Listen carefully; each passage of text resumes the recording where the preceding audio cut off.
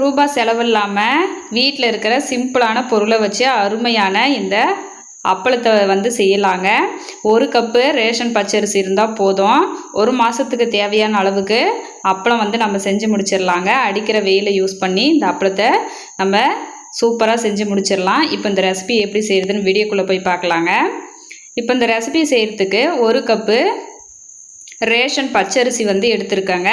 Clean பண்ணிவிட்டு சேர்த்துக்கோங்க. சேர்த்துட்டு இப்போது இதில் தண்ணி ஊற்றி நல்லா இந்த மாதிரி கழுவி ஊற்றிட்டு எடுத்துகிட்டு வந்துடலாங்க. எடுத்துகிட்டு வந்துட்டு இப்போ இதில் தண்ணி ஊற்றிக்கலாம். ஊற்றிட்டு இப்போ இதில் ஒரு பிளேட்டு போட்டு மூடி வச்சிடலாங்க. இது வந்து 5 மணி நேரம் இல்லை 6 மணி நேரம் அந்த அளவுக்கு வந்து நல்லா ஊறணும். அரிசி வந்து 5 மணி நேரம் கழிச்சிட்டு இப்போ வந்து பார்க்குறேன் பாருங்கள். நான் அரிசி வந்து நல்லா ஊறிடுச்சுங்க. இப்போ இதில் இருக்கிற அரிசியை வந்து நம்ம மிக்ஸி ஜாரில் சேர்த்துக்கலாம். சேர்த்துட்டு எந்த கப்பால் அரிசி எடுத்தோமோ அதே கப்பால் 3/4 கப்பு அளவுக்கு தண்ணி வந்து ஊற்றிக்கோங்க. ஊற்றிட்டு இப்போ நம்ம இதை நல்லா நைஸாக அரைச்சி எடுத்துன்னு வந்துடலாங்க. பாருங்கள், இந்த அளவுக்கு இருக்கணும். இப்போ ஒரு பாத்திரத்தில் வடிகட்டி வச்சுருக்கேன். இந்த வடிகட்டியில் இதை வந்து வடிகட்டி நம்ம மாவை வந்து சேர்த்துக்கலாம். கப்பிகள் எதுவும் இல்லாத இந்த மாதிரி வடிகட்டிக்கோங்க. வடிகட்டிட்டு இப்போ இதில் வந்து 2 டேபிள் ஸ்பூனு கார்ன்ஃப்ளவர் வந்து சேர்த்துக்கலாங்க. சேர்த்துட்டு இப்போ இதுக்கு தேவையான அளவு டேபிள் சால்ட் வந்து சேர்த்துக்கலாம். ஒரு 3/4 டேபிள் ஸ்பூன் அளவுக்கு நான் வந்து சேர்த்துக்கிறேன். சேர்த்துட்டு 1/2 டேபிள் ஸ்பூன் ஜீரகம் சேர்த்துக்கலாங்க. 1/2 டேபிள் ஸ்பூன் சில்லி ஃப்ளேக்ஸ் வந்து சேர்த்துக்கலாம்.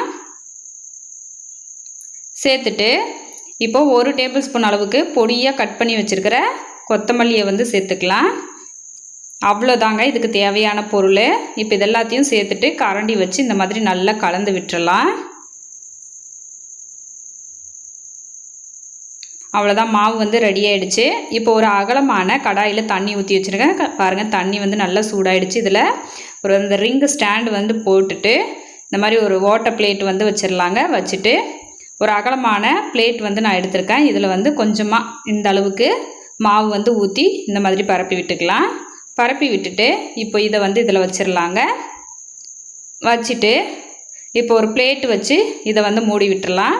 இது வேகிறது பார்த்திங்கன்னா 30 செகண்டு தாங்க. டக்குன்னு வெந்துடும். இப்படி நம்ம ஊற்றி வச்சுட்டு உடனே மறுபடியும் எடுக்கிற மாதிரி இருக்கும். பாருங்கள், நல்லா வெந்து வந்துருச்சு. இப்போ இதை வெளியில் எடுத்துடலாம். எடுத்துட்டு ஒரு கத்தி எடுத்துகிட்டு இந்த மாதிரி ஓரங்களில் வந்து சுரண்டி விட்டுக்கோங்க. நம்ம தோசையெல்லாம் திருப்பும் பொழுது இந்த மாதிரி செய்வோம்ல, அந்த மாதிரி தான். இந்த மாதிரி சுரண்டி விட்டுட்டு இதை நம்ம வந்து எடுத்தோம்னாக்கா ரொம்ப சூப்பராக எடுக்க வந்துருங்க.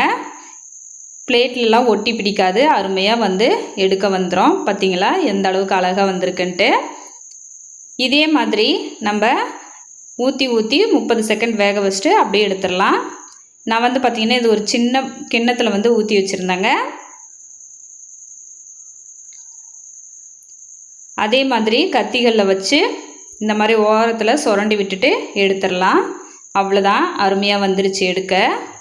இப்போ இதே மாதிரி நமக்கு தேவையான சைஸில் நம்மக்கிட்ட என்ன பாத்திரம் இருக்கோ அதை யூஸ் பண்ணி நம்ம செஞ்சுக்கலாங்க. இது பார்த்திங்கன்னா இந்த பெரிய சைஸ் வந்து அந்த பெரிய பிளேட்டில் ஊற்றி வச்சுருந்தேன். இந்த சின்ன சைஸு அப்பளம்லாம் சின்ன பிளேட்டில் ஊற்றி வச்சுருந்தேங்க.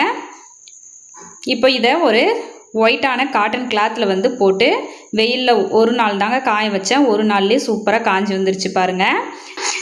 மற்ற கலர் கிளாத்தில் வந்து காய வைக்கும் பொழுது அதோட கலர் வந்து அப்பளத்தில் ஒட்டி பிடிக்க வாய்ப்பு இருக்குங்க. அதனால் முடிஞ்ச வரைக்கும் ஒயிட் கிளாத்தில் வந்து காய போட பாருங்கள்.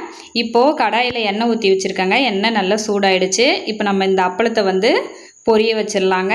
அப்பளம் வந்து சேர்த்துட்டு பாருங்கள், திருப்பி விட்டுறேன். ரொம்ப சூப்பராக அப்பளம் வந்து பொரிஞ்சு வந்துருச்சு. ரொம்ப ஈஸியான ரெசிப்பிங்க.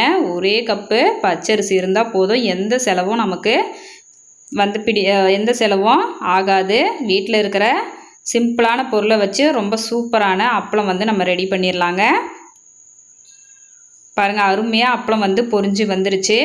ஃபஸ்ட் டைம் நம்ம சேனலை பார்க்குறது இருந்தால் சேனலை சப்ஸ்கிரைப் பண்ணிக்கோங்க. மறக்காமல் லைக் பண்ணிட்டு உங்கள் ஃப்ரெண்ட்ஸ் அண்ட் ஃபேமிலி மெம்பர்ஸ்க்கு ஷேர் பண்ணிக்கோங்க. கண்டிப்பாக நீங்களும் ட்ரை பண்ணி பார்த்துட்டு கமெண்ட் பண்ணுங்கள். இப்போ அப்பளம் வந்து பொரிச்சு எடுத்துட்டாங்க. ரொம்ப சூப்பராக ரெடி ஆகிடுச்சு. நல்லா மொறுன்னு கிறிஸ்பியாக அருமையாக இருந்தது. கண்டிப்பாக ட்ரை பண்ணி பார்த்துட்டு உங்களோட கமெண்ட்டை சொல்லுங்கள். தேங்க்ஸ் ஃபார் வாட்சிங்.